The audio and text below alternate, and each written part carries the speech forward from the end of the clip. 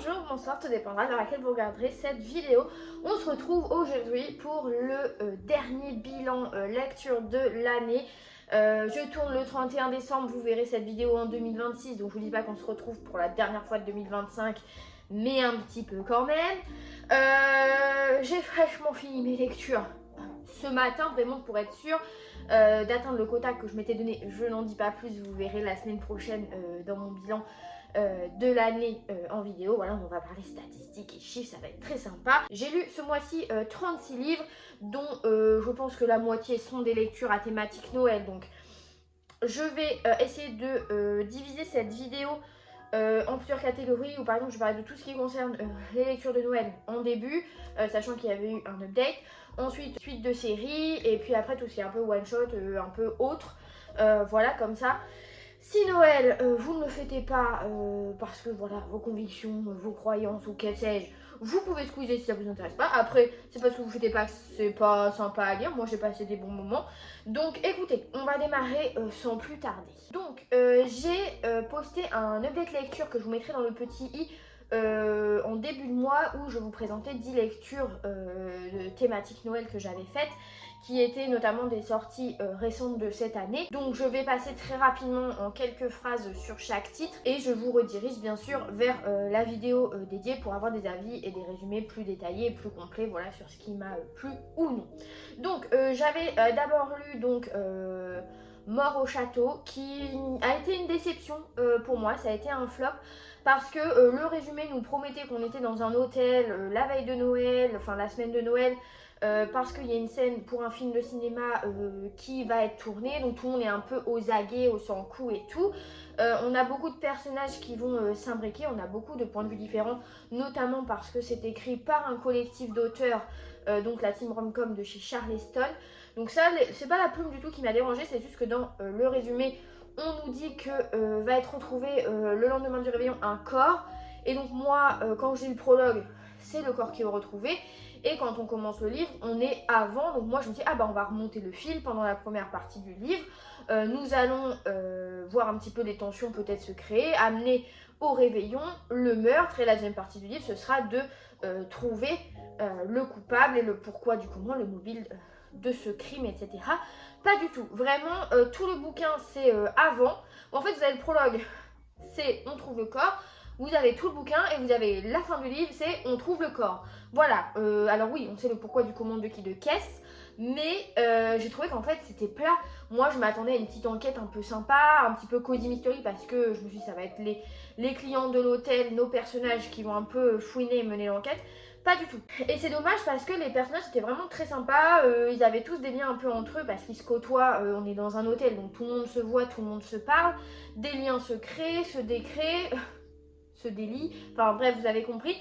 Donc ça, décevant. Ensuite, bonne lecture mais un peu mitigée. Pareil, j'ai lu La bibliothèque secrète de Noël de Jenny Colgan. Jenny Colgan à qui je continue de laisser des chances parce que je me dis à un moment elle va arrêter de me décevoir. Sur Noël notamment, parce que j'avais lu Noël à la charmante librairie l'année dernière ou il y a 2 ans, ça l'avait pas fait. Mais ici, on rencontrait une jeune femme qui avait découvert un livre très ancien, maintenant exposé dans une très célèbre bibliothèque. Et un jour, un homme la reconnaît, lui dit bah écoutez, moi j'ai chez moi une collection de livres. Parmi tous ces livres, il paraît qu'il y en a un qui vaut un peu quelque chose au niveau financier pécunier. Donc si on arrive à le retrouver, ça pourrait m'aider à sauver mon domaine. Donc notre nana se rendait en Écosse sur place pour mener l'enquête. Elle tombait dans le train sur un collègue qu'elle ne peut pas trop piffrer. Et il se retrouvait là-bas pour mener un petit peu cette chasse au trésor. J'ai bien aimé, j'avais bien aimé tout ce côté quête et chasse au trésor. On déambule dans le château et tout, machin, sympa. La romance qui se crée avec l'un des personnages, pas forcément celui qu'on pense. D'accord, la personnage principale était sympa. En revanche, je ne sais pas pourquoi, à partir du moment où les deux protagonistes commencent un petit peu à flirter, direct ils ken. Vraiment direct, ils baissent devant la cheminée. Et j'ai trouvé que le smut était extrêmement malaisant. Il ne desservait pas du tout l'histoire. Donc ça a un peu cassé mon entrain à être dans ce livre-là. Ensuite, j'ai lu Toutes les fêtes de Noël commencent par un meurtre. Donc c'est le 3e tome des aventures d'Ernest Cunningham. c'est par Benjamin Stevenson, celui qui a fait Tous les membres de ma famille ont déjà tué quelqu'un, Tous les mondes dans ce train est suspect. Deux livres que j'ai fortement appréciés, j'ai notamment préféré le tome 2 au tome 1, donc pour vous dire c'était très sympa, et là on nous promettait dans le résumé que voilà, on repart pour un tour d'enquête avec notre cher auteur parce que il va être appelé pour aider à résoudre une affaire parce que quelqu'un est mort fin de Noël, parce qu'apparemment la personne qui est décédée elle avait appelé pour prévenir d'un meurtre et il y a des suspects qui ont des secrets, enfin un micmac qui avait tout pour me plaire. Malheureusement, même si j'ai bien aimé, contrairement aux deux autres où on avait quand même des personnages qui revenaient souvent, donc on était un peu habitué à qui l'on voyait. Là, on était vraiment avec Ernest et en fait tout le panel d'autres personnages secondaires, donc les suspects, etc. On les connaît pas, donc en fait moi j'ai pas su m'y attacher, j'ai pas eu grand intérêt à me prendre dans l'enquête comme j'ai pu l'être avec les autres titres de l'auteur. Donc voilà, ça reste une bonne lecture, mais c'est pas ma préférée de la saga. Ensuite, j'ai lu Merry Bloody Christmas. Donc vous allez le voir, j'ai quand même lu pas mal de livres que j'avais mis dans ma wishlist spéciale Noël, dont celui-ci que j'ai écouté en audio. Pareil, je vous mettrai une mention à chaque fois que c'est dispo sur Nextory ou autre, parce que Mort au château et la bibliothèque sur Noël, j'ai aussi écouté en audio. Ici, on est sur vraiment une rom-com de Noël typique, vraiment très téléfilm. On rencontre, comment elle s'appelle, Violette. Elle est libraire dans un petit village, tout va bien. Son meilleur ami, il a le café en face, il y a sa famille pas loin, super. Et va débarquer pour habiter dans une maison un peu abandonnée du village, donc il va un peu attirer l'attention. Un jeune homme qui a l'air un peu en distance avec Noël. Voilà, c'est pas son cheval de bataille, la période des fêtes. Il s'encarre un peu, il s'avère que c'est un auteur de thriller à succès. Et comme on a aussi son point de vue, on comprend qu'il est là pour s'éloigner un peu de la grande ville, se recentrer, retrouver du temps et l'envie d'écrire, etc. Et en parallèle, notre chère Violette va se mettre dans la tête de lui faire aimer les fêtes de Noël à son insu. Donc voilà, on a un truc un peu rocambolesque. J'ai bien aimé parce que le smut n'est pas à outrance, il est même très peu présent. J'ai bien aimé qu'il y ait des thématiques un peu importantes d'évoquer, notamment la perte d'une sœur pour notre personnage. C'est des adultes, donc ils communiquent. Enfin, j'ai trouvé que c'était très bon, c'était très green flag. Il n'y a pas des gros quiproquos qui viennent nous faire lever les yeux au ciel. Non, c'était très sympa. Ensuite, moins sympa, malheureusement, j'ai lu Noël avec mon pire ennemi chez Addictive, Poche. On m'a fait remarquer quand j'en ai parlé sur Instagram que en fait c'est visiblement une vieille romance qui date de 2016-2017 qu'ils ont ressorti là en mode ça pop. Donc je comprends que ce soit mauvais, enfin dans le sens où ça m'a lié parce que ça n'a pas du tout répondu à mes attentes. J'ai trouvé le résumé très mensonger parce qu'ici on nous promettait une jeune femme un peu espiègle, un peu déterminée, un peu franc-parler et tout, qui a envie de faire un cadeau à une vieille dame avec qui elle est amie, qu'elle aide souvent, etc. Une boîte à bijoux. Sauf que quand elle arrive sur place pour acheter la boîte à bijoux, elle est dans les mains de quelqu'un d'autre, d'un jeune homme qui est très désagréable parce qu'elle va lui expliquer un peu sa situation. Il va dire bah moi aussi je veux l'offrir à quelqu'un, donc tu dégages. Donc elle dégage, enfin il part, il la bouscule, il s'en va. Et il s'avère qu'avec la vieille dame, elle organise une réception pour Noël. Elle participe à l'organisation, à la mise en place des décos. La petite vieille a hâte parce qu'elle va recevoir du monde, notamment son petit-fils qui a réussi à se dégager du temps pour venir pendant les fêtes. Je vous le donne en mille, le petit-fils n'est autre que le grumpy de la bijouterie, enfin de la boutique. Et donc à partir de là, voilà, ils vont un peu être enemies tout l'over. Pas du tout, vraiment ça dure 30 pages, ils vont se rencontrer au bal, elle va dire ah c'est toi qui as volé ma boîte, il va dire bah oui alors qu'est-ce que ça peut faire, c'est pour ma grand-mère, elle va dire bah moi aussi c'était pour elle, ils s'embrouillent 2 minutes, après ils se sautent dessus et voilà, il n'y a plus rien à en tirer, ça n'avait pas grand intérêt. En revanche, un grand intérêt pour les 3 lectures suivantes, La guerre des biscuits de Noël qui est sortie chez Roncière.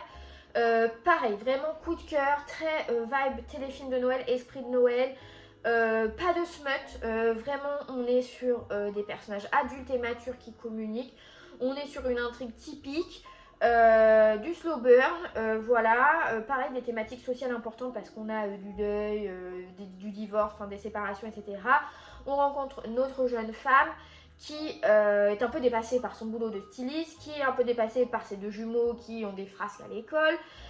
Et en parallèle de ça, le pompon, c'est que dans sa petite ville, tous les ans, il y a un festival de Noël avec des biscuits en concours et tout machin. Et là, c'est un peu menacé parce que l'organisation bat un peu de l'aile, donc elle va vouloir intégrer le comité d'organisation du festival pour redresser un peu la barre et prendre les choses en main.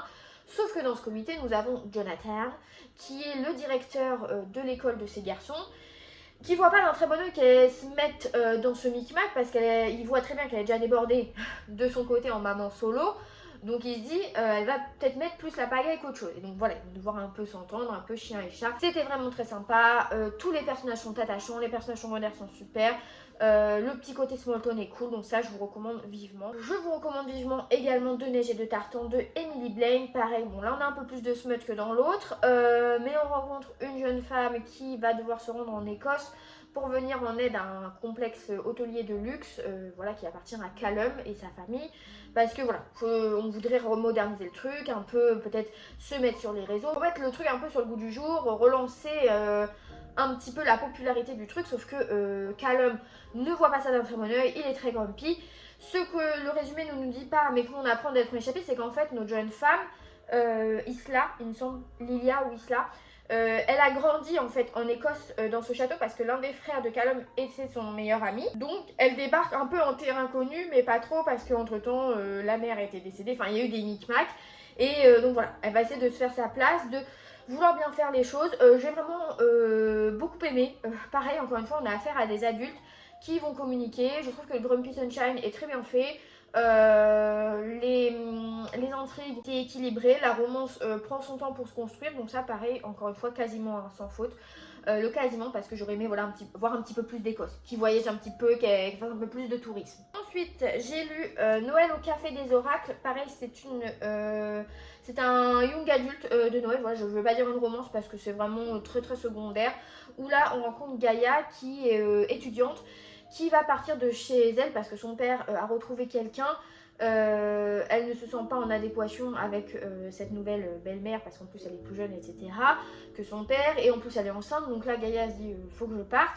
Donc d'abord elle va loger chez sa meilleure amie avant d'avoir l'opportunité d'avoir un logement au-dessus du café des Oracles en échange d'un petit boulot. Voilà, la propriétaire des lieux lui propose ça. Donc Gaïa est un peu réticente à l'idée de partager son quotidien avec des gens qui lisent les cartes. Elle voit pas trop l'intérêt, mais elle essaie de se faire toute petite sur ses opinions, ce qui est légitime. Et bien sûr, il va y avoir l'un des serveurs voilà, qui va essayer de lui mettre des bâtons dans les roues. C'était très frais, c'était assez drôle. Le milieu un peu ésotérique avec les cartes est quand même bien en avant dans l'histoire. Moi, j'avais un peu peur que ce soit juste mentionné un peu second plan. Pas du tout, ça a son importance. De manière clé, donc c'était très sympa. Moins sympa, ça m'a laissé un peu mitigé, mais je pense parce que j'avais énormément d'attentes dessus. J'ai lu L'étrange Noël de Monsieur Klaus, premier titre du label Saxus Romance, où là on est dans un monde en fait où les fêtes sont des personnages. Donc voilà, on a Klaus qui est le fils du Père Noël, qui ce dernier veut pareil, redonner un peu blason et honneur à la fête de Noël, c'est un peu commercial. Enfin, les fêtes sont un peu des grosses entreprises, vous voyez. Et sauf que notre personnage, il en a un peu ras le pompon, c'est pas ses priorités. Donc un soir, il va dans un bar, il se bourre la gueule, il roule une pelle à un mec dans la rue. Voilà, il se passe ce qui se passe, il dort, le temps passe, machin, et un soir, justement, lors d'une réception, le Père Noël annonce que son fils va concourir pour gagner la main de la princesse de Pâques, qui, elle, est-ce qu'on lui a demandé son avis? Pas du tout. Et qui va être en concurrence, du coup, avec les princes des autres fêtes, notamment le prince d'Halloween, qui, patatras, s'avère être le mec à qui il a roulé des pelles dans la rue il y a quelques temps. Donc voilà, à partir de là, il y a ça. J'ai bien aimé, mais comme je le dis dans l'update détaillé, le personnage principal, Klaus, est censé avoir 24 ans, mais il réfléchit et pense comme s'il en avait 14, c'est très pénible. Des blagues un peu salaces à tour de phrase. Et puis, il commence à avoir une relation avec le prince d'Halloween, ils couchent ensemble, tout est super. Mais en fait, on survole beaucoup de choses, notamment certains personnages, on les creuse pas trop, donc j'ai trouvé ça assez dommage. Donc voilà pour cette lecture en demi-teinte. La dernière lecture qui est présente dans l'update lecture, c'est Winterstalker, qui est une dark romance. Voilà, ma première. où là on suit, donc on a un double point de vue, mais le résumé était du point de vue du stalker parce qu'on a une personne qui espionne Claire, voilà, de par sa fenêtre, qui fait rien de déplacé, mais juste qu'il l'observe, qu'il l'espionne, qui veut se rapprocher d'elle, et il décide que cette année, à ce Noël-là, il va l'aborder. Et donc nous, quand on commence le livre, on découvre que Claire est une jeune femme qui est une influenceuse, qui travaille pour une marque de bijoux, qu'elle présente sur ses réseaux, etc. Et en parallèle, elle a des petits kinks parce qu'elle va sur, en gros, un Twitch un peu dark Twitch, quoi, dark web, où elle fait des lives un peu sexy, elle fait des mises en scène, etc. Pour un peu assouvir ses fantasmes un peu décalés. Voilà, mais qu'elle assume complètement, pas de souci. Et en parallèle de ça, on a Jack, qui est le stalker. On comprend pourquoi il est devenu stalker, comme s'il y avait une justification. J'ai bien aimé parce que, bon, on n'a pas, enfin j'ai pas envie de dire qu'il stalk, mais c'est pas un stalk abusif. Il va pas faire de choses pour mettre en danger Claire, il va pas faire une Edward Cullen à rentrer par sa fenêtre la nuit pour la regarder dormir à 10 cm de son visage. Enfin voilà, il est quand même assez mignon et il a quand même des circonstances un peu atténuantes. Je dis pas un des éléments, mais ils vont être amenés du coup à échanger ensemble et donc à se rapprocher concrètement, voilà. Et ils ont une relation très sexy, très caliente.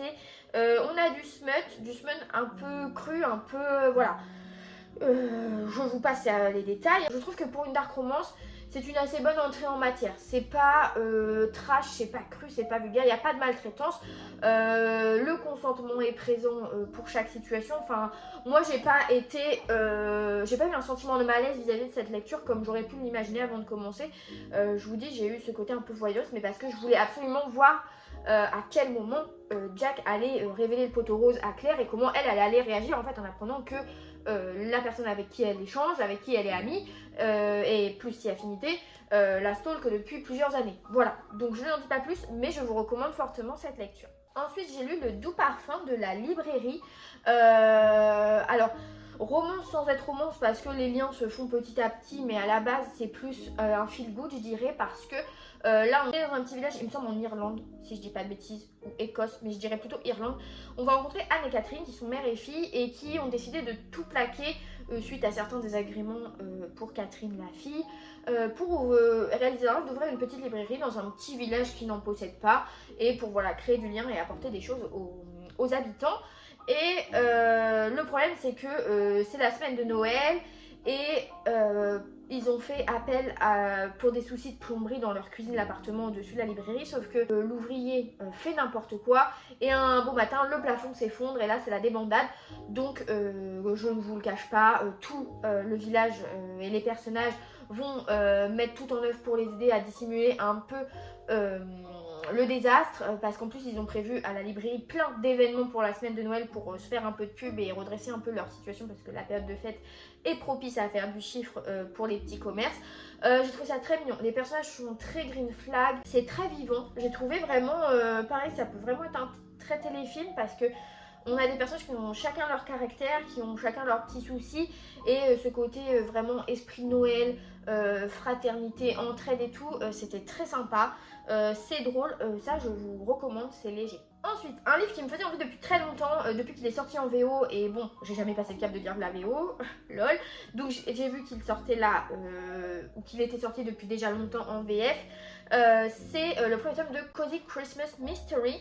Je trouve la couverture elle est trop jolie, elle fait un petit peu vieil album, un peu vintage, voilà, dans le dessin, dans le graphisme. Où là on rencontre Joanne, qui est scénariste, mais qui a plaqué un peu tout, notamment son mec toxique, pour aller se réfugier à Mercy Hall, qui l'a vu en plus grandir parce que sa tante vivait là-bas, voilà, elle y passait du temps. Et la particularité, c'est que cette personne est décédée, donc elle va être dans la maison, voilà, pour faire 2-3 petites bricoles. Et malheureusement, en parallèle, pendant qu'elle est présente, un corps va être découvert. Et il va s'avérer qu'en se concertant avec d'autres personnes, elle va dire mais c'est un peu bizarre parce qu'il y a quand même des similitudes avec d'autres trucs.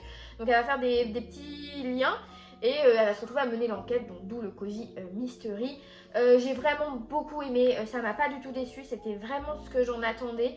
C'est très bien ficelé, voilà, je dois dire que j'ai été assez surprise par l'intrigue et son évolution.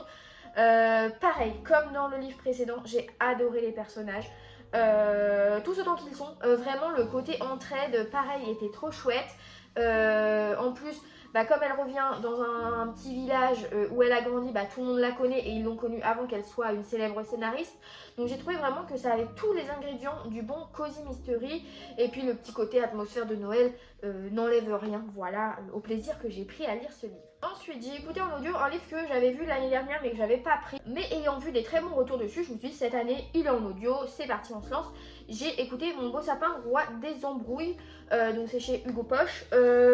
Alors, j'ai bien aimé. En revanche, j'ai trouvé que l'audio était pas fou, notamment parce qu'on a deux points de vue, le mec, la fille. Le point de vue du mec sympa, le point de vue de la nana, j'ai trouvé que la dame qui faisait la narration faisait bien plus vieille que la personnage, donc j'ai trouvé que sa voix faisait un peu grand-mère pour la jeune femme concernée, voilà, entre 28 et 30 ans. C'est pas les voix que j'imagine, donc ça m'a un peu déboussolée.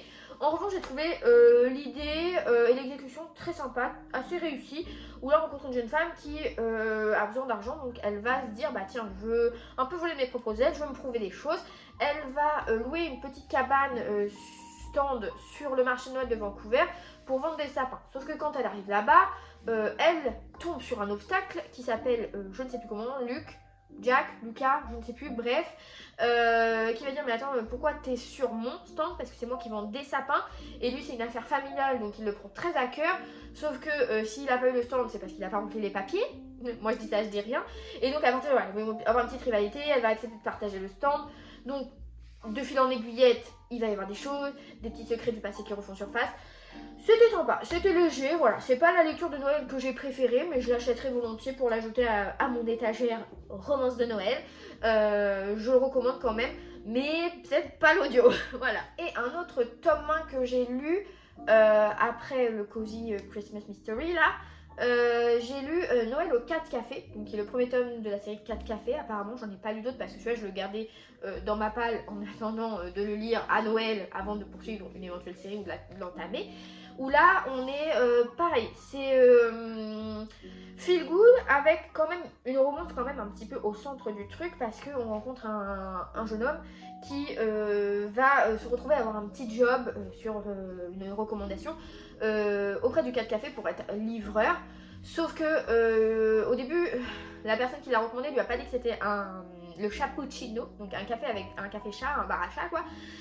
Et en fait, quelques semaines avant ça, il a perdu sa chatte et il est effondré, il est dévasté, donc être auprès des chats, donc il va mentir, il va dire qu'il peut pas rentrer dans le café parce qu'il est allergique et tout machin. Donc les personnages vont un peu le comprendre, être un peu désolés pour lui et vont faire en sorte de l'acclimater. Notamment une jeune femme qui travaille aussi au café, qui est la nièce de la propriétaire du truc. Et ils vont se retrouver à cohabiter. Et en fait, ce que j'ai bien aimé dans ce livre, c'est que direct, ils se plaisent mutuellement, on le sait. C'est un peu coup de foudre. Et donc, du coup, ils vont être amenés à faire des péripéties. Parce que forcément, qui dit Noël dit un petit peu de tempête de neige, tout ça. Et j'ai trouvé que c'était vraiment sympa. Pareil, il y a des thèmes très sociaux qui sont abordés. Bah, en fait, encore des personnages adultes. Et j'ai trouvé ça. Vraiment, j'ai eu beaucoup de lectures de Noël avec des personnages adultes. Et je les ai tous trouvés très sympas. Franchement. Ça change des ados où on a de la miscommunication tout le temps, où il suffirait juste de dialoguer pour avancer. Et comme quoi, là, même quand on communique, ça n'empêche pas d'avoir un bon roman, d'avoir un bon récit de bout en bout. Donc non, ça c'était très chouette, les petits chats et tout. Je retrouverai les personnages, j'espère que c'est eux qui reviennent et que c'est pas juste compagnons pour les tomes suivants, donc on en saura plus en 2026. Et j'ai également écouté en audio 2 autres livres de Noël, pareil, un qui est de l'année dernière je crois, je ne sais plus, enfin il est sorti je crois cette année en poche, c'est Holidays de Brittany Cherry. Je n'ai jamais lu de livre d'elle, mais celui-ci avait un pitch qui était un peu sympa. Voilà, on rencontrait une jeune femme qui avait un mec qui l'attège comme une vieille chaussette le jour du mariage devant tout le monde pour sa meilleure amie, mais PTDR, les deux là. Et donc, après ça, forcément, sa confiance en elle est anéantie, sa confiance en les hommes est anéantie. Et le problème, c'est que elle est invitée pour les fêtes dans sa famille à Noël. Et elle a pas envie de débarquer toute seule pour avoir encore des questions et tout, ce qui est légitime. Donc elle va s'inscrire sur une appli de rencontre, voilà, rencontrer plein de mecs pour trouver le bon, et elle va faire tout ça au sein du restaurant qui est en bas de chez elle, qui appartient à l'un de ses voisins. Et le mec, il va la voir défiler tous les soirs avec différents compagnons, différents rencarts, et à un moment il va dire écoute ma cocotte, attends, tu les sélectionnes n'importe comment, tu vois bien que t'as jamais de deuxième rendez-vous, t'es nul, vraiment t'es nul en dating, t'es nul en tout ça, donc je vais t'aider à sélectionner des hommes pertinents. On se doute bien qu'à un moment donné, le chat et la souris vont se prendre au jeu, voilà. C'est un livre que j'ai bien aimé. J'ai bien aimé la version audio, j'ai trouvé ça très sympa. Pareil, on a des personnages assez adultes, même si j'ai parfois trouvé que notre personnage féminine était un peu coconne. Voilà, elle était un peu coconne, un peu gamine, un peu pas simple d'esprit, mais un peu déconnectée de la réalité sur des trucs, alors qu'en face on a un mec qui est vraiment très terre à terre. Bon, après, il a vécu des trucs voilà, qui font que. Mais je vous avoue que elle, parfois, elle me vient un peu souffler, notamment pareil quand il y a des scènes de se mettre. Alors, déjà en audio, c'est assez déroutant, mais alors quand en plus la nana est bête, ça n'aide pas. Mais en tout cas, c'était pour moi une bonne romance de Noël, ça a fait son taf, c'est vraiment, j'en attendais pas énormément, j'ai pas du tout été déçue, j'ai passé un bon moment que j'aurais espéré faire durer avec le livre suivant, mais ça n'a pas été le cas parce que j'ai été un petit peu déroutée. Au début, j'avais vu ce livre passer quand j'ai préparé mes vidéos de sortie et tout, mais je l'avais pas noté parce que je pensais que c'était que une auto-édition un peu e-book, un truc un peu perdu dans les méandres des livres, des sorties littéraires de Noël. Et en fait, je suis tombée sur Booksa, une personne qui en parlait, qui disait que c'était vraiment très bien, elle avait mis une très bonne note et tout. Et je me suis dit, bon bah, let's go. En plus, j'ai vu qu'il était sur Nextory, doublement let's go. La vengeance de Noël, ou une vengeance pour Noël, je ne sais plus, enfin bref. Apparemment, c'est inspiré de la série Suits et du film La revanche d'une blonde ou je sais pas quoi. J'ai rien vu de tout ça, donc je ne saurais pas vous dire si oui ou non c'est fiable, c'est pas fiable, c'est sympa, c'est pas sympa. Tout ce que je sais, c'est que c'était extrêmement cringe. Mais en fait, c'est que j'ai bien aimé parce que là, on rencontre une nana, pareil, qui se prépare pour aller à la réception d'Halloween de l'entreprise de son compagnon depuis 4 ans, élément important, 4 ans. Elle est en face à avec ses copines, elle monte son déguisement, elle est en petite lapine sexy, enfin voilà, sympa. Elle dit qu'elle va marquer le coup et tout, parce qu'en plus c'est la première soirée où elle accompagne son mec en 4 ans dans son boulot, PTDR, parce que voilà, il travaille dans un cabinet d'avocat, enfin bref. Et au moment où elle descend, elle monte dans la voiture, elle dit mais t'es habillée comment, enfin il la dénigre totalement, il la rabaisse, et il lui dit non mais en fait c'est fini, c'est bon, pendant 4 ans t'étais là pour baiser un coup, c'était bien, mais maintenant vas-y flemme, dégage et tout. Donc il a tège. Donc elle a effondré. Voilà, vraiment, c'était telle rupture ces deux lectures là. Et avec ses copines, donc ses copines arrivent, ça très sympa. Vraiment, honnêtement, les personnages secondaires étaient vraiment très chouettes, que ce soit les copines ou les familles ou quoi, ça j'avais rien à dire, c'était vraiment super sympa. Et donc là, elle va se dire, bah écoute, si ce mec il veut se la jouer comme ça, et ben moi je vais baiser son patron. L'idée sort nulle part, mais d'accord, soit. Parce qu'en plus, le patron en a eu un aperçu dans un chapitre de son point de vue, il a l'air un peu charismatique, un peu sexy. Ils ont 14 ans d'écart, je précise aussi, voilà, parce que c'est important pour le côté cringerie. Et donc ils vont se rencontrer, enfin ils vont passer un dîner ensemble et tout. Elle va se dire, elle est à fond dans son plan et tout machin, sauf qu'elle va vite se prendre au jeu. Et lui, il est très vite en mode à lui donner des surnoms un peu bizarres. Je croyais que c'était russe, mais apparemment c'était pas russe, le mec devait avoir un accent nul dans la narration audio. Et tout de suite il l'appelle mon bébé. Ma chérie, nanani nanana, alors que ils se connaissent depuis 15 minutes et surtout qu'ils ont 14 ans d'écart. Enfin, le mec a 40 balais et il dit mon bébé, ma chérie. Ah non, c'était trop. Et puis après, à partir du moment où ils commencent à baiser, ils ne font que ça. Autant vous dire que là, pour le coup, l'audio était extrêmement malaisant parce que, évidemment, hein, comme d'hab, le mec est le dieu ultime du sexe. Il donne des orgasmes à tour de bras avec tous ses membres. C'était, en fait, il y en avait trop, fallait doser un moment. Puis alors le coup des surnoms, alors que le mec a 40 balais, qu'il est en mode, à la fin il lui dit ah mais depuis le début en fait je savais que t'étais ma moitié, juste je te l'ai pas dit pour pas te faire peur. Ah non, trop cringe. Vraiment c'était une lecture trop cringe et pourtant ça partait plutôt bien. Quand j'ai écouté les premiers chapitres j'étais en mode ah ouais, ok la nana va pas se laisser faire et tout. À partir du moment où il a la langue entre ses cuisses, il y avait plus personne. Donc voilà, c'était déconnecté de la réalité, c'était un peu dommage parce que vraiment pour le coup les personnages secondaires étaient vraiment très cool. Donc si l'auteur peut faire des tomes compagnons sur eux en dosant mieux le cul, parce que je sais pas si elle a mis tous ses fantasmes là-dedans ou quoi, je sais pas si la série et le film sur lequel ça s'inspire sont comme ça, mais en tout cas moi ça m'a pas forcément fait rêver. Et ensuite j'ai lu 4 suites entre guillemets, vous allez comprendre, de séries qui étaient thématiques Noël, notamment le tome 10 du chat du bibliothécaire, qui était, voilà, comme vous le voyez à la couverture, très Christmas vibe. C'est un tome que j'ai vraiment bien aimé. Voilà, j'ai eu plaisir à retrouver tous nos personnages, c'est vraiment l'avantage de ces Cozy Mystery là. Et l'enquête, pareil, était sympa. J'ai bien aimé le contexte dans lequel ça se déroulait. J'ai bien aimé que la morte soit une petite peste, pas très aimée, donc il fallait remonter le fil. Et j'ai trouvé que le dénouement était vraiment très chouette. Je l'avais pas vu venir, donc c'était très cool. J'ai lu le tome, je crois que c'est le 5, 4. Ça doit être 4 parce que le 5 ça doit être un tome 0, c'est un préquel ou je sais plus quoi, enfin bref. 2 tomes d'Imity, donc et le mystère de Noël, toujours dans la vibe. Un peu plus de mal avec celui-ci parce que j'avais vu des avis sur Booksta de gens que je suis et je me disais, je tique un peu sur ce qu'ils disent et en lisant j'ai compris pourquoi ils tiquaient et je les rejoignais pas mal parce qu'ici on retrouve donc Laurie, notre personnage principal, qui est maintenant bien installé dans le petit village, dans le cottage de sa tante et tout. Et en fait, là, dans celui-là, un soir, il y a une personne qui est retrouvée sur le pas de sa porte, donc ils vont l'envoyer à l'hôpital et tout machin. J'ai trouvé, il y a deux choses qui m'ont dérangé, c'est que déjà la personne qui est sur le pas de la porte, direct, ils se disent c'est un SDF. Genre vraiment le mec, qu'est-ce qu'il veut, ils ont peur un peu, genre il y a une mystification autour des SDF. Ils se demandent pas autre chose, genre ça se trouve c'est un mec, il a juste crevé avec sa voiture au bout du chemin et il est là. Non, non, tout de suite il tire une conclusion un peu hâtive. Et ce qui m'a dérangé principalement, ce que j'avais relevé dans les avis que j'ai vus, c'est que Laurie, elle va pour cette enquête-là faire équipe avec un pasteur ou un père, un prêtre, je ne sais plus lequel.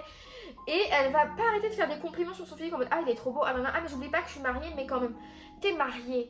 Tu peux dire que quelqu'un est beau, tu peux regarder le menu et te dire ah bah tiens ce mec est beau, cette femme a une belle chevelure, elle a des beaux yeux, pas de souci. Mais de là en faire autant des caisses que ça, sachant que le mari il s'occupe des gamins, il prépare Noël, j'ai trouvé que c'était un petit peu limite. Donc voilà, celui-là un peu en demi-teinte, mais j'ai vu qu'en janvier la suite sortait déjà. Donc écoutez, je suis à peine à jour qu'on me retend le bâton pour poursuivre.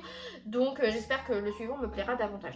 Après, il faut pas oublier, je le souligne, mais c'est une série que là on a de traduite. Mais il faut savoir qu'en version originale, ça date des années 90. Celui-là il date de 99, donc bon, qu'il y ait des comportements ou quoi, ou des expressions, des remarques un peu limite, je fais abstraction parce que je me dis, à la base, c'est vieillot, et je préfère ça que le traducteur ou quoi ait été changé plein de trucs qui auraient fait perdre l'authenticité et l'origine du bouquin. Donc voilà, sympa, mais on coince. Ensuite, j'ai lu à ma grande joie, au secours, je suis dans un western de Noël, Julianne, merci, car j'avais adoré Au secours, je suis dans un film de Noël, et la fin de l'autre livre laissait un petit sous-entendu que peut-être il pouvait y avoir un jour un éventuel tome compagnon avec des cow-boys. J'ai été servie ici parce que ici on est sur du coup Malia, la meilleure amie de la protagoniste de l'autre livre, qui à son tour va se retrouver voilà, dans un film de Noël. J'ai beaucoup aimé, encore une fois j'ai adoré, j'ai bien aimé le côté où la nana elle sait déjà, sa meilleure amie elle a vécu ça, donc elle sait qu'elle est dans un film de Noël. Et donc elle veut absolument ne pas trop se faire de film, ne pas se laisser emballer par tout ce qui se passe pour éviter d'être déçue. Mais enfin, évidemment, quand t'es dans un ranch avec des petits gens sympathiques, tu te laisses prendre au jeu et tu te retrouves enguirlandé d'amour. Voilà, c'est ce que j'ai envie de dire. Et j'ai trouvé ça chouette, ça a changé du small town où t'as une petite ville avec plein de neige et tout machin. Là, le côté ranch et tout, c'était cool. Donc ça, très sympa. Mais je recommande quand même d'avoir lu le premier, Au secours, je suis dans un film de Noël d'abord, parce qu'il y a quand même pas mal d'allusions. Donc voilà, c'est chouette d'avoir toutes les infos. En revanche, moi qui pensais lire une suite, mais ou un tome compagnon, en fait pas du tout, ou alors j'ai pas capté tous les éléments, j'ai lu Un gentleman sous le sapin de Hannah Scott, donc qui avait écrit, que j'ai lu l'année dernière, un Highlander pour Noël ou un Highlander sous le sapin, que j'avais trouvé un peu mitigé. Et donc celui-là, je m'attendais à plus parce que là on rencontrait une jeune femme qui devait rentrer dans sa famille pour les fêtes de Noël, sauf que est invité son ex avec sa nouvelle gonze, donc elle veut trouver un faux mec quoi, et donc ses meilleurs amis vont lui apporter tout frais sur un plateau la solution parce qu'ils ont un ami qui arrive de je ne sais plus où, qui cherche un hébergement provisoire, le temps d'être là, et donc il va devenir son coloc, sauf que elle va tirer une conclusion. Alors ça m'a un peu énervée. Elle va tirer une conclusion, c'est que comme ses meilleurs amis qui présentent et que ses meilleurs amis sont gays, elle va faire une déduction par rapport à ses meilleurs amis et ce qu'ils vont lui dire de lui, que lui aussi est gay. Et donc en fait à chaque fois elle va être en mode ah non mais je peux pas penser à lui comme ça, je peux pas l'imaginer me faire amour ou pas parce qu'il est gay, il faut que j'accepte qu'il est gay et tout. À aucun moment elle ne lui pose la question. Lui, à aucun moment, il va dire ah bah mon ex ou quoi, il va faire aucune allusion aux femmes parce que de toute façon, on lui pose pas la question, donc lui, il a pas à justifier, il la connaît pas. Et donc voilà, je trouve que là, le quiproquo est énorme parce que elle se fait tout un film toute seule. Alors que personne n'a rien dit. Personne n'a parlé de l'orientation sexuelle de ce mec, elle va juste tirer ses propres conclusions. Et après, bah, du coup, il y a des trucs qui partent en cacahuète, alors que ça pourrait être très vite réglé. Donc voilà, sympa, plus sympa qu'un Highlander sous le sapin, mais ça aurait pu être un peu plus crédible. On va continuer sur les suites de séries que j'ai lues, mais hors thématique Noël maintenant. Voilà, on a fini sur cette partie.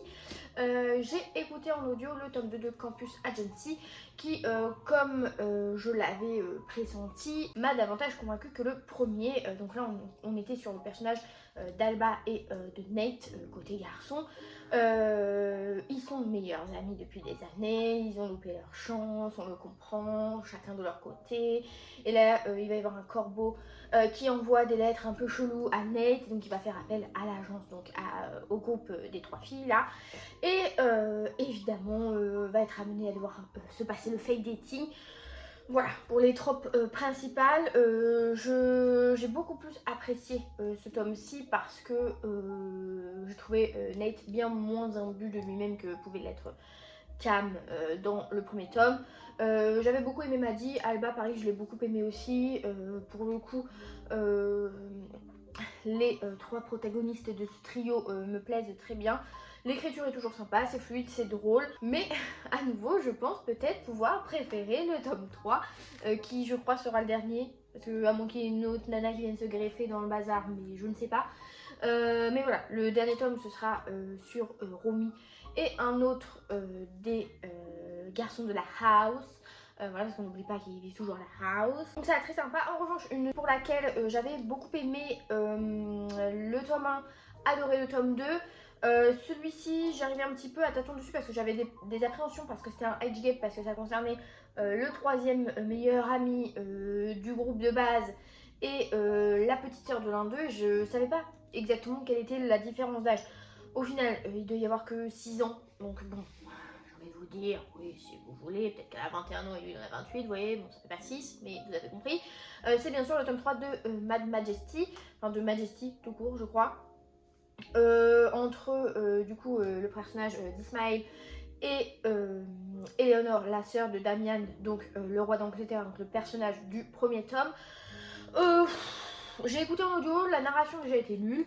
Vraiment le mec il faisait rien ressentir, il faisait rien passer comme émotion. Après autant vous dire le personnage il fait rien passer non plus, il a aucune alchimie, aucune fantaisie, aucun intérêt, j'ai envie de vous dire. Et la nana, elle est jeune, elle est nunuche, elle est dépendante affective du mec alors qu'il en a rien à carrer d'elle pendant les 3/4 du bouquin. Enfin, je sais pas, j'ai trouvé que ce couple n'avait pas de sens, pas d'intérêt. Il arrivait un peu comme un cheveu posé sur la soupe. Limite, j'aurais préféré voir des choses autour des sœurs du Ismaël en question. Parce que là, j'ai trouvé pareil que certaines révélations étaient un petit peu tirées par les cheveux. Donc bon, ça ne m'a pas forcément convaincue. Je crois que c'est le dernier, tant mieux, j'ai envie de vous dire. Autre suite de série que j'ai lu, c'est un petit jeunesse chez Ozu. C'est Astro Girls le tome 2. Voilà, c'est un petit peu des Wings version signe astrologique, des petites collégiennes qui ont des pouvoirs. Dans ce tome là, elles ont une nouvelle mission pour découvrir des nouveaux secrets, des nouveaux personnages. C'est un peu des romans, un peu romans avec des petites planches de BD à l'intérieur incorporées dedans, c'était très sympa. Donc voilà, ça aussi ça l'a fait. Ensuite j'ai lu les tomes 2 et 3 de Dangereuse Demoiselle de Indy Holton. J'avais lu le premier tome je ne sais plus quand, en début d'année je crois, où là on est sur un peu, c'est de la romance, c'est la collection Regency de chez J'ai lu. Mais on a ce truc dans cette série un petit peu de fantasy parce que voilà, on a des pirates, on a des espèces de sorcières, on a des maisons qui volent. Dit comme ça c'est très bizarre mais en vrai c'est très sympa. J'avais bien aimé le premier tome. En revanche je pense que j'ai préféré le 3e au 2e, mais j'ai quand même préféré le 2e au premier. Enfin, c'est globalement j'adore, mais voilà, séparément, il y en a qui ont plus su me convaincre que d'autres. Voilà, on suit toujours. En fait, ce que j'ai bien aimé, c'est que dans les 2 et 3, on retrouvait toujours les personnages des tomes précédents. Donc en fait, c'est du compagnon, mais quand même en lien direct parce qu'on a des clins d'œil dans les intrigues, parce que l'intrigue du tome 2 a un lien avec celle du tome 1 et celle du tome 3 a un lien avec celle du tome 2, parce que voilà, s'il n'y avait pas eu ces événements dans les tomes précédents, on n'aurait pas ces événements dans ce tome là. Donc ça c'était très sympa et la série est terminée, enfin une case verte cochée sur mon Excel. Également, si vous avez suivi toutes ces péripéties, sinon je vous mettrai dans le petit la vidéo qui concerne les tomes 1 et 2 de mon analyse très pertinente et très drôle des tomes de Twilight que j'ai dû couper en deux parce qu'il y a 4 tomes, je pensais faire qu'une vidéo. Après j'ai vu que j'avais 6 heures de rush, je me suis dit bah non, voilà, on va pas imposer ça et infliger ça aux gens. Mais du coup, j'ai ce mois-ci lu le tome 4 qui était à mon grand désarroi un supplice. Voilà, vraiment je pensais qu'il allait relever le niveau, que comme Bella devenait vampire enfin, nous aurions un petit peu plus de maturité au niveau des personnages et des péripéties présentes. Je dois vous dire que pas du tout, hein. Ici on continue à marchander les corps, on continue à jouer avec les sentiments, on continue à rabaisser les femmes. Oui non, pas très... Voilà, c'était pas mémorable, hein, vraiment cette relecture 20 ans plus tard nous confirme juste une chose, c'est que cette saga a très mal vieilli et que en plus d'être problématique, elle est pleine de mensonges car je vous confirme qu'il n'y a aucun triangle amoureux, tout comme bien sûr il n'y a aucune scène de bataille finale et de vision parce que ça c'est une liberté du film. Donc voilà, si vous n'avez pas lu ces livres et que vous avez vu seulement les films, sachez que vous êtes, on vous a trahi, voilà, on vous a menti, on vous a floué, tant dans un sens que dans l'autre, que vous soyez lecteur ou viewer. Voilà, si vous voulez plus de détails, je vous invite à attendre le 24 janvier parce que la partie de vidéos sur les tomes 3 et 4 sortira sur la chaîne et elle est encore plus aberrante que la première. J'ai en revanche clos l'année avec le tome 2 de Agency for Scandal, donc de Laura Wood. Ici c'est Season for Scandal, donc on rencontre une autre jeune femme qui va être recrutée par la Volière, hein, je rappelle, c'était le gros résumé du premier tome, c'était que la Volière est une agence de femmes qui vient en aide aux femmes dans le besoin, donc avec des maris un peu chiants, des trucs par rapport aux lois, etc. Enfin, à une époque, dans un contexte historique, bien sûr, où les femmes ne sont pas reconnues à leur juste valeur et leurs droits non plus. Ici, pareil, on va être sur un espèce de fake dating pour découvrir la vérité sur des personnages qui prétendent être un certain couple, mais le sont-ils vraiment? On ne sait pas. J'ai je pense préférer celui-ci également au premier parce que j'avais adoré le premier, vraiment j'avais adoré. Mais là je trouve que les deux personnages se complètent bien, leurs échanges sont très cool parce que voilà, ils sont un peu... Leur première rencontre est un petit peu rocambolesque et donc après on sent que le mec a une petite amertume, une petite rancune et en plus c'est un mec un peu solitaire et tout, donc quand on va lui mettre des gens dans les pattes et qu'on va lui dire d'organiser des grandes fêtes dans son château, il va être un peu en mode je suis pas très sociable et tout, donc là vous me dites que je dois sociabiliser. Très sympa vraiment, j'ai beaucoup aimé. En plus là on a ce côté où la personnage principale est une femme qui a des formes, donc à une époque où t'es mieux de boire du vinaigre pour maigrir, on lui fait bien comprendre, mais elle assume totalement ses rondeurs. Donc j'ai trouvé ça très bien, vraiment du green flag à tous les étages. J'espère qu'il y aura d'autres choses dans cet univers, notamment qu'est-ce que j'aimerais vraiment pouvoir avoir un tome sur la sœur du protagoniste masculin du premier tome de Max. Là c'était... elle me semblait prometteuse dans son caractère. Voilà, donc affaire à suivre. Alors ensuite j'avais commencé le mois avec 2 lectures qui étaient encore dans la thématique un peu halloweenesque, un peu spooky, parce que j'ai lu Crazy Spooky Love, que j'ai vraiment beaucoup aimé. Je ne pensais pas autant apprécier ce livre. Je sais pas pourquoi, si c'est parce que j'avais vu des avis qui n'étaient pas forcément extrêmement positifs, alors que dans mon souvenir j'en ai vu des positifs. Mais comme j'avais pas eu une très bonne expérience avec d'autres livres de la maison d'édition auparavant, j'étais un petit peu sur des œufs. Au final, ça s'est très bien passé. Ici, on rencontrait une jeune femme qui a qui fait partie d'une famille qui voit les fantômes, qui les aide à passer dans l'au-delà, de l'autre côté, etc. Et elle va ouvrir sa propre agence voilà, de défantomisation. Voilà, donc elle va être appelée sur une maison où il faudrait que l'héritier puisse la vendre ou s'en servir, etc. Mais il y a 3 fantômes de 3 frères qui sont dedans et qui ne laissent pas de répit aux personnes concernées. Donc voilà, notre personnage ainsi que ses compères, je n'en dis pas plus, mais ils valent le détour, vont se retrouver mêlés à tout ça. Je dois dire que j'ai fortement apprécié les personnages, le fond de famille, le côté vraiment il y a beaucoup d'humour, c'était très drôle, très rafraîchissant.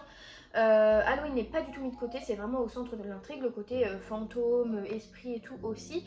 L'enquête est plutôt bien menée, hein, ce qui fait lieu d'intrigue. Par contre, je vous avoue, moi je m'attendais à ce que la nana, peut-être elle ait une histoire d'amour avec un des fantômes. Oui, c'est bizarre, peut-être on part sur une dark romance dans mon esprit. Mais je me suis dit, bon, comme les trois frères ils sont un peu sexy, je me dis, bon, tant qu'à faire, why not? Au final, non, elle s'en tige d'un humain, mais qui est très sympa. La romance était mignonne, voilà, pas de se mettre à outrance. Donc ça, je vous recommande là pour votre pâle Halloweenesque de l'année prochaine. Et, deuxième lecture thématique un peu octobresque. J'ai lu Le vent souffle sur Little Bad Moral de Sophie Jomain. Je suis très contente parce que Sophie Jomain, on s'était rencontrés à l'occasion de Noël avec les tortues, fête Noël sous la neige ou je ne sais pas quoi. Où voilà, c'était un roman, une romance de Noël, mais ça se passait dans les îles, donc forcément côté esprit de Noël, on n'avait pas de neige et tout, donc j'avais été un peu déroutée. Mais j'avais été convaincue par les personnages et la plume et l'histoire en elle-même. Donc là, j'ai voulu arrêter l'expérience parce qu'ici, on nous promet quoi? Évidemment des choses qui me plaisent. Une jeune femme qui va se faire appeler par le notaire. Bonjour, il y a cette proche de vous qui est décédée. Vous héritez de la maison et notamment d'un pécule pour la rénover. Mais il y a des conditions, il faut que vous passiez tant de temps dans la maison et tout, que les rénovations se fassent, que vous preniez bien les artisans que je crois que c'est sa tante, avait sélectionné et tout machin. Donc elle, bon, elle se dit vas-y, si ça peut me avoir l'argent, ok, mais bon, je crois que c'est 2 ans qu'elle doit rester là-bas, elle est un peu en mode, moi déjà, j'étais en mode attends 2 ans dans un seul bouquin, c'est quand même beaucoup. Donc elle y va, elle arrive à Little Bad Moral, ça lui rappelle des souvenirs parce qu'elle a grandi là-bas, enfin elle passait des vacances chez cette fameuse personne décédée et tout. Donc forcément les gens la reconnaissent, il y a des gens bien intentionnés, mal intentionnés. Parce qu'en plus, pompon sur la Garonne, c'est que il y a une rumeur comme quoi cette maison serait hantée. Donc ça attire un peu les journalistes, notamment un qui va être mis sur un article à écrire concernant ce sujet parce qu'il avait eu rendez-vous avec la personne avant qu'elle décède et tout. Donc il arrive un beau matin, il toque et la surprise, c'est l'amour de jeunesse de la jeune femme. Donc voilà, je ne vous fais pas le dessin. Écoutez, moi, ma foi, ça m'a bien plu. J'ai vu pareil des critiques, des avis littéraires qui étaient un petit peu mitigés. Moi, j'ai passé un très bon moment, je vous avoue. C'était léger, ça se faisait tout seul. J'étais à fond dedans. Les personnages m'ont plu, c'était attachant, c'était drôle, c'était une atmosphère automnale qui a su répondre à mes critères et mes attentes, donc très sympa. En revanche, ce qui l'a moins fait, c'est que j'ai lu 3 petits livres parce que voilà, j'avais un objectif de lecture que je voulais atteindre pour 2025, j'ai dit à 2026, pas du tout. Et donc dans ma palle, il y avait 3 petits livres qui traînaient de moins de 100 pages chacun. Moins de 100 pages, c'était 96, hein. Voilà. Un peu bizarre. Je peux vous dire que l'expérience était un petit peu étrange. Le premier que j'ai lu, c'est Dessous Cocania, je ne sais pas comment on le prononce. C'est une nouvelle, voilà, de moins de 100 pages. Où on rencontre un personnage masculin. Au début, moi je croyais que c'était un jeune homme, et après, dans la façon dont les gens en parlent, j'ai pas eu l'impression que c'était un jeune homme. Mais un jour, il se réveille, enfin, il vit sur une île. Il est né sur cette île, enfin cette île lui a donné naissance, visiblement c'est un petit peu fantasy fantastique, parce qu'il y a des éléments un petit peu inexplicables. Et il vit avec sa communauté, la nature et tout, ils sont en cohésion, et un jour il se réveille, ou alors il fait un rêve, il sait pas trop, sur sa même île, mais complètement différente. La nature n'est plus du tout ce qu'elle est sur la sienne, c'est un peu... pas post-apocalyptique, mais on sent qu'il y a eu quelque chose, vous voyez, un peu réchauffement climatique, crise du climat, et il tombe sur un homme merlu, donc un homme poisson, voilà, et parce que la fille de cet homme merlu est malade, et donc lui va essayer de devoir trouver une solution. Et moi je pensais qu'en fait tout le texte serait juste, il est dans ce rêve ou cette autre dimension, et à la fin il revient sur la sienne et il comprend quelque chose, j'en sais rien. Et en fait non, plusieurs fois dans le livre il se réveille, et quand il se rendort il replonge dans ce rêve et tout. La fin est un peu recommencée parce qu'on nous dit un truc qui explique censément ce qu'on a lu. Moi je l'ai pas trop compris, je vous avoue, je dois pas être un public à nouvelles parce que déjà avec Comme l'exigeait la forêt le mois dernier, je suis passée à côté. Là je suis un peu passée à côté aussi. Après ça reste, je pense, un peu un conte onirique au niveau de l'écologie, de préserver la nature, de prendre en considération les ressources que la nature nous donne et que l'on a entre nous, au sein de nos peuples et tout. Donc voilà, je pense qu'il y avait un truc un peu écologique là-dessous. J'ai pas tout saisi, voilà, je pense que j'étais peut-être un peu bête. J'ai ensuite lu Galette au miel de Murakami. Alors là, je sais que ce type, cette nana, je ne sais pas qui est qui, a fait d'autres trucs qui sont très populaires, très appréciés. Celui-là, j'ai voulu lire parce que je sais pas, je vous avoue que je sais pas pourquoi. Galette au miel, ça m'a bien plu, j'aime bien le miel, j'aime bien les galettes. Mais pareil, encore une fois, je pense que c'est un double sens que je n'ai pas compris. Parce que là, on rencontre. En fait, on est dans une famille, il y a un maman, un papa et la petite fille. La petite fille, en fait, elle fait des cauchemars. Et quand elle se. Pour l'aider à s'endormir et apaiser tout ça, le papa qui est écrivain, lui écrit une espèce de conte d'histoire qui met en scène un ours qui est à la recherche de miel avec sa famille et tout, enfin un micmac bizarre. Et en fait, après le livre, c'est un peu un flashback de comment il en est venu à se rapprocher de cette petite fille qui n'est pas la sienne biologiquement parlant, parce qu'avant il était ami avec un jeune garçon et la maman en question. Mais en fait, la maman, c'est le pote qui l'a pécho, alors que lui il était amoureux, enfin bref, un micmac pas possible. Et il y a eu un tremblement de terre, je ne sais plus où. Et je pense que c'est un rapport, en fait, je pense que peut-être la petite, elle a été traumatisée et tout. Et je sais pas, j'ai pas compris. C'était pas pour moi. Je pense que faut que je lise que des pavasses, parce que moi, les livres courts, où je pense que ça va être percutant et intéressant, ça marche pas. Comme ça n'a pas du tout marché avec La Bossue, que pourtant ma collègue m'avait fortement bien vendu et bien recommandé. Où là, on rencontrait une femme qui est handicapée, elle est atteinte d'une maladie dégénérative qui l'oblige à être en maison de repos, enfin voilà, en maison de santé et être assistée parce qu'elle ne peut pas être autonome. Et donc pour un peu s'évader de son quotidien d'impotente, elle s'est créée une identité sur internet où elle écrit des romances sulfureuses où il y a un peu des kings bizarres, c'est un peu trash, un peu cru, machin, un peu décalé. Elle a un compte Twitter où elle exprime un peu ses pensées les plus noires, les plus bizarres et tout machin. Et un jour, il y a un aide-soignant qui arrive et qui lui dit: je sais que ce compte Twitter c'est vous. D'accord, si vous voulez. Et à partir de là, le mec va coucher avec elle, enfin il va la forcer à lui faire une fellation.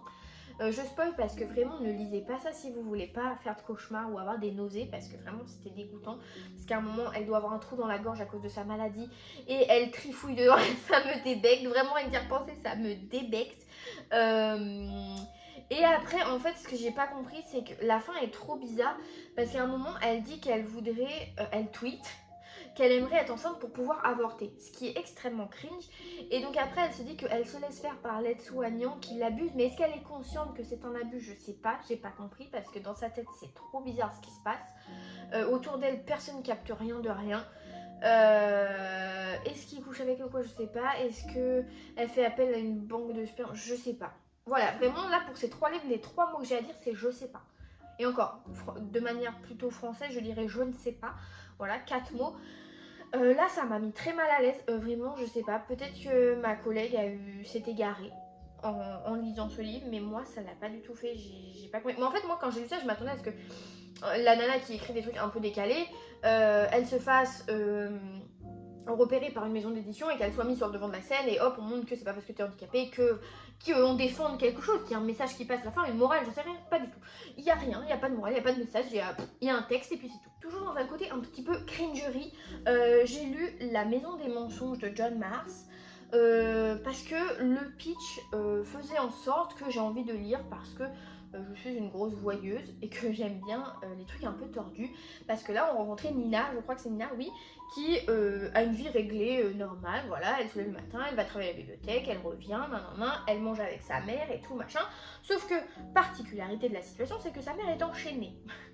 Elle est enchaînée à la table, elle est enchaînée à tout, elle ne peut pas sortir de la maison, elle vit au grenier avec juste un lit et tout machin. Et on comprend dans le résumé que Maggie, donc la mère, accepte tout parce que visiblement elle aurait fait des choses par le passé à sa fille qui font qu'elle mérite ce traitement.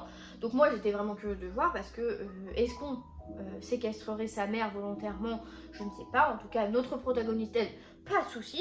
Donc moi au début j'étais en mode ok, j'attends de voir ce que la mère a pu faire qui justifie ce traitement catastrophique, parce que vraiment elle voit personne. L'autre elle est détestable, elle lui envoie des pics, elle lui fait manger des trucs qu'elle aime pas, si elle est malade elle s'en fout, elle la regarde souffrir, enfin bref. tordu. Et donc on a des points de vue de Nina, on a des flashbacks avec la mère. Et en fait, dans le début, on comprend que à un moment, ses parents, Anina, ont divorcé. Elle l'a très mal vécu, donc elle a commencé à faire un petit peu n'importe quoi, notamment fréquenter des pas très bonnes personnes. Et donc sa mère a pris des initiatives de façon à éloigner sa fille de tous ces dangers. Donc moi, au début, je me disais, bah, je vois pas ce que la mère a fait de mal. Moi, je suis totalement d'accord avec elle. Voilà. Après, c'est un peu style schéma femme de ménage parce qu'on a plusieurs parties où on va comprendre de plus en plus de trucs qui sont en lien avec ce qu'on a lu avant, mais vous voyez ce que je veux dire dans la construction du récit. Et donc après, on a un autre passage et je me dis, bon, oui, effectivement, là, si c'est ce que je suppute, ce que je suppose, oui, peut-être que la mère a un petit peu abusé. De là à ce que ça justifie ceci, je ne trouve pas. Donc après, on est en droit, en fait, il y a un truc qui te fait dire, est-ce que la nana a toute sa tête, la Nina, là, ou est-ce que vraiment elle a eu des vrais traumas d'enfance et il y a autre chose. Il y a 2-3 plots qui sont vraiment efficaces. Franchement, j'ai trouvé que c'était un bon polar qui scotche un peu, parce que quand on est pris dedans, en fait, même si on peut faire des déductions, elles arrivent au moment où on nous les dit, donc on est quand même surpris. Mais je dois dire que, et pareil, la fin m'a laissé un petit peu dubitative. J'étais un petit peu, ah oui, d'accord. D'accord, et bah écoutez, tout ça pour ça, pas de problème. J'ai passé un bon moment, très malaisant. Voilà, je m'attendais peut-être à ce que oh merde, je vais dire ça. À ce que la mère souffre un peu plus, que la fille soit un peu plus méchante, genre je sais pas, qu'elle lui tire les cheveux, ou qu'elle lui rase la tête, ou qu'elle la pince, j'en sais rien. Mais non, c'était efficace, franchement. Attention parce qu'il y a des trigger warnings possiblement traumatisants parce que ça touche des sujets assez communs. Donc voilà, renseignez-vous peut-être avant de vous lancer, mais c'était une bonne lecture dans ce que ça proposait. Je suis ravie d'avoir trouvé un polar qui est efficace comme ça. Également, une lecture sur laquelle je misais beaucoup, qui partait très bien jusqu'à un élément rocambolesque, c'est Retrouve-moi à Whisperwood de Patty Callahan Henry, où là on rencontre Hazel en 1939, qui a 14 ans, qui avec sa sœur va devoir quitter sa mère parce qu'on est en pleine guerre mondiale, et à ce moment-là en Angleterre, il y a une opération qui s'appelle Pied Piper, ou Piper Pied, je ne sais plus, où en gros les enfants doivent être évacués dans des familles d'accueil loin de la ville et des potentiels bombardements, jusqu'à ce que ça se calme et qu'ils puissent retrouver leur famille. Chose qui était très sympa parce que je ne connaissais pas l'existence de cette opération, donc après j'ai pu un peu refaire des recherches et c'était très sympa. À la fin, l'auteur nous fait une petite explication aussi sur ça, donc très cool niveau historique. Et en parallèle, on est en 1960 où Hazel a bien grandi.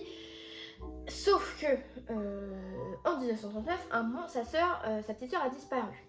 Elle serait tombée dans la Tamise et son corps n'aurait jamais été retrouvé. Soit.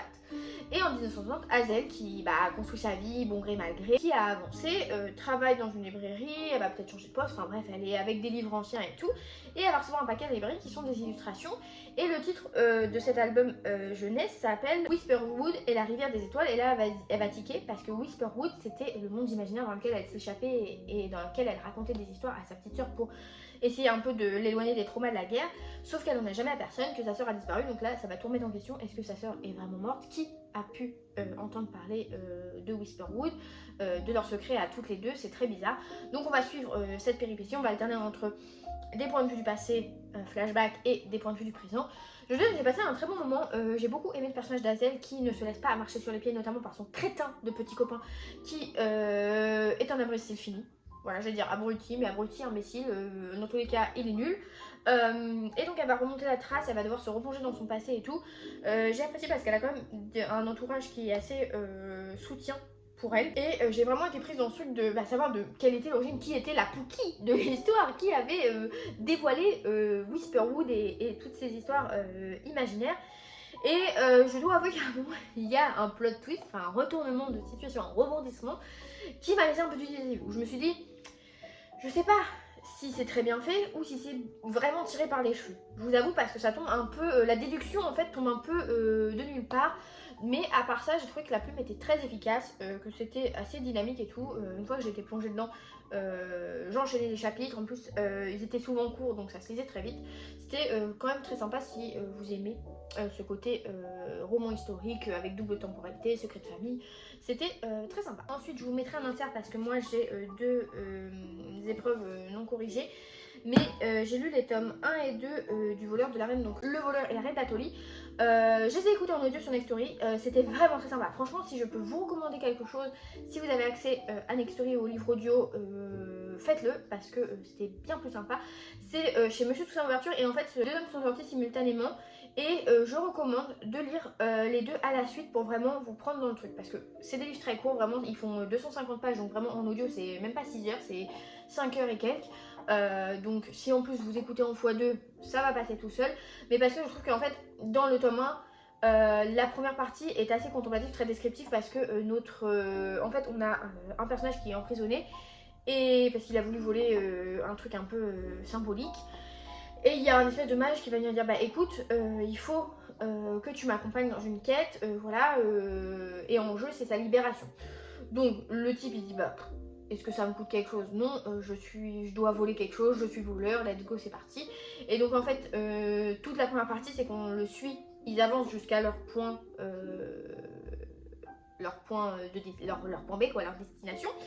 Et donc il y a beaucoup ils font des arrêts, ils parlent, il y a beaucoup de récits de contes, de légendes par rapport aux divinités et tout machin, pour que l'univers se mette en place. Et c'est vrai que l'action et les révélations arrivent plus dans la deuxième moitié du livre, même peut-être plus vers la fin. Et par contre, le tome 2 a beaucoup plus d'action parce qu'on est au sein d'un royaume, on est quelques temps plus tard. Et c'est vrai que les personnages du tome 2 qui sont introduits sont vachement plus intéressants. Il y a beaucoup plus ce côté intrigue politique et ce côté fantasy parce qu'on a de la magie et tout.